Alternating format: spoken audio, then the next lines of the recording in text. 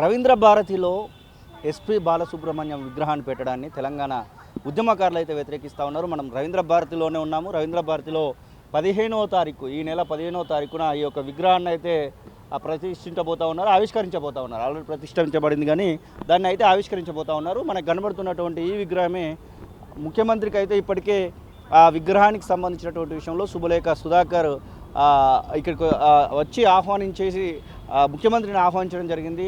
December 15న ఈ యొక్క విగ్రహాన్ని ఆవిష్కరించడానికి రమ్మని. మనం రవీంద్ర భారతిలో ఉన్నాం, చూడొచ్చు. రవీంద్ర భారతిలోనే ఎంట్రన్స్లోనే మనం వస్తున్నటువంటి సందర్భంలో ఎంట్రన్స్లోనే ఈ యొక్క విగ్రహాన్ని అయితే ప్రతిష్ఠించడం జరిగింది. ఇక్కడ అసలు ఈ విగ్రహాన్ని పెట్టడం పట్ల ఏమనుకుంటా ఉన్నారో అడిగి తెలుసుకుందాం. మనతో పాటుగా తెలంగాణ ఉద్యమకారులు సీనియర్ జర్నలిస్ట్ పాషం యాదగిరి ఉన్నారు.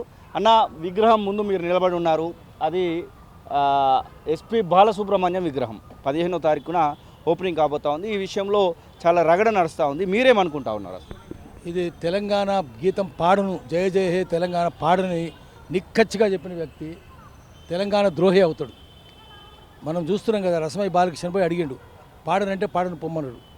టీఆర్ఎస్ పుట్టిన కొద్ది రోజులకే అందశ్రీ కూడా ఫీల్ అయ్యిండు, బాగా బాధపడ్డాడు. ఇదేంటనేది మనకు తెలుసు ఆ సంగతి.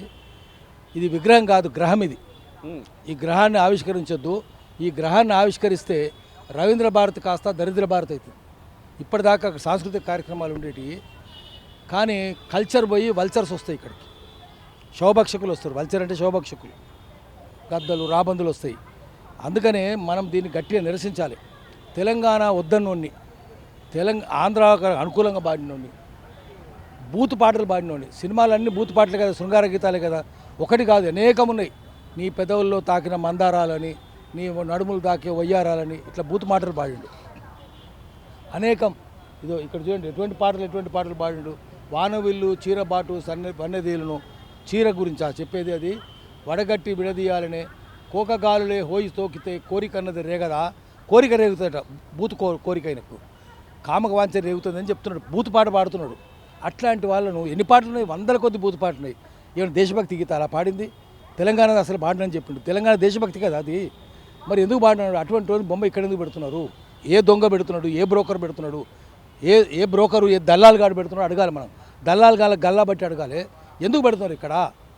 ఆంధ్రలో ఒక్కటైనా తెలంగాణ వాళ్ళ బొమ్మలు పెట్టినరా? ఒక్కటి పెట్టలేదు కదా. మనం పుచ్చలపల్లి సుందరయ్య బొమ్మ పెట్టినాం కదా, హాల్ కూడా కట్టినాం కదా. ఆయన తెలంగాణ ఆంధ్రగా తెలంగాణ కోసం పోరాటం చేసిండు. సుందరయ్య లాంటి తెలంగాణ కోసం పోరాటం చేసిన యోధులను మనం స్మరించుకుంటాం, చంద్రశేఖరరావును స్మరించుకుందాం.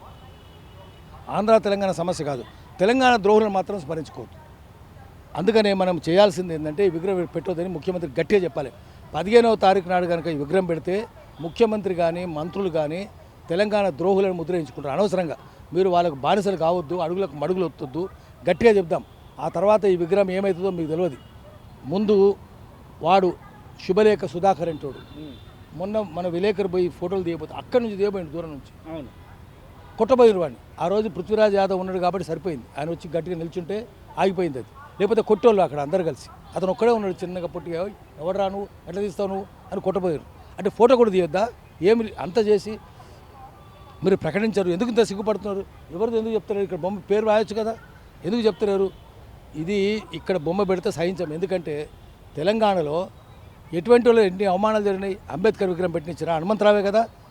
పంజాగుట్ట పోలీస్ స్టేషన్ ముందు విగ్రహం పెట్టబోతే తీసుకుపోయి చెత్తబట్ట పడేసారు. హనుమంతరావును పోలీస్ స్టేషన్లో కూర్చోబెట్టారు, వి హనుమంతరావును. ఆ తర్వాత ఇక్కడ ఏం జరిగింది? ఈరోజు అంబేద్కర్ విగ్రహం ఎంతో గొడవ చేయంగా బల్దీ ఆఫీస్లో, మున్సిపల్ కార్పొరేషన్ ఆఫీస్లో అంబేద్కర్ విగ్రహం పెట్టారు. అది మనం గొడవ చేస్తే ఎందుకు? అక్కడ అంబేద్కర్ విగ్రహం ఇంతకుముందు ఉండేది. ఎట్లుండేది అంబేద్కర్ విగ్రహము? రాజశేఖర రెడ్డి బొమ్మ 7.5 అడుగులు 8 అడుగులు ఎత్తు, ఇంత ఎత్తు ఓయ్ అన్నట్టు ఉండేది. కాళ్ళ దగ్గర పొట్టిగా 4 అడుగులు 5 అడుగులు ఎత్తు 2 విగ్రహాలు, ఒకటి గాంధీ, ఇంకోటి అంబేద్కర్. గాంధీ అంబేద్కర్ను కాళ్ళ దగ్గర పెడతారా? రాజశేఖర రెడ్డికి వాళ్ళ కాలి గోటికి సరిపోడు కదా రాజశేఖర రెడ్డి. ఏ రాజకీయ నాయకుడు సరిపోతాడు? అటువంటి వాళ్ళ బొమ్మలు ఎందుకు పెడతారు మీరు? దాన్ని అప్పుడు మనం పెద్ద గొడవ చేస్తే చుట్టూ గుడ్డ కప్పినరు, గుడ్డ పెట్టి సిగ్గు లేకుండా చివరికి తీసేసిండ్రు.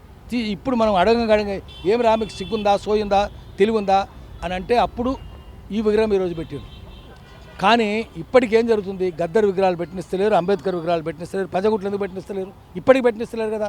హనుమంతరావుకేమో సన్మానం చేస్తారు రోషే స్ఫూర్తితోటి, కానీ ఆయన విగ్రహం మాత్రం, హనుమంతరావు పెట్టే విగ్రహం మాత్రం అంబేద్కర్ది పెట్టినారు.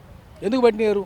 అడగాలి కదా, ప్రభుత్వాన్ని గల్లబట్టి అడగాలి, ఎందుకు చేస్తున్నారు? ప్రధానంగా ఈ విగ్రహం విషయంలో ఎట్లా ఉండబోతా ఉంది మీ నిరసన? 15వ తారీఖున ప్రారంభించడానికి ఆల్రెడీ ఒక కార్యక్రమాలు అయితే చేయబోతా ఉన్నారు. జూపల్లి కృష్ణారావు ఇప్పటికే ఇక్కడ పర్యవేక్షించడం జరిగింది. ఓపెనింగ్ కూడా దాదాపుగా జరిగిపోతుందని వార్తలు వస్తూ ఉన్నాయి.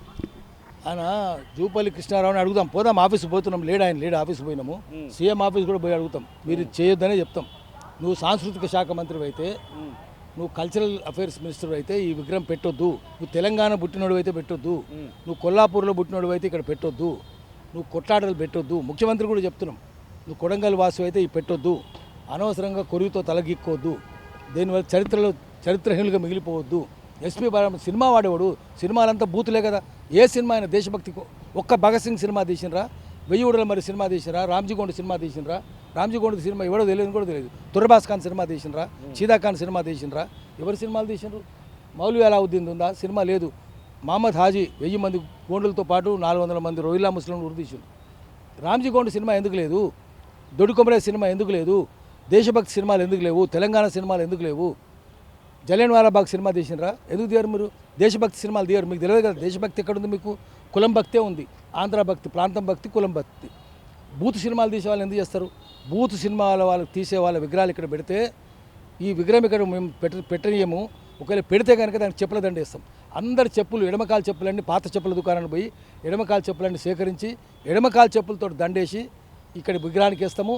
ఆవిష్కరించిన వాళ్ళకు కూడా ఎడమకాల చెప్పుల దండేస్తాం. ఒక 10 విగ్రహాలు చెప్పుల దండలు కొనుక్కొస్తాము. ఎడమకాల చెప్పుల దండలే కొనుక్కొస్తాం. మీ కుడికాలు చెప్పుల దండ అర్హత లేదు, ఎడమకాల చెప్పుల దండలే వేస్తామని చెప్పి మేము ఇక్కడి నుంచి హెచ్చరిస్తున్నాము. ఇప్పటికైనా సోయిలు పడండి. తెలంగాణ స్ఫూర్తి తెలుసుకోండి. మీరెవరు? జూపల్లి కృష్ణారావు తెలంగాణ ఉద్యమం లేడు, రేవంత్ రెడ్డి తెలంగాణ ఉద్యమం లేడు.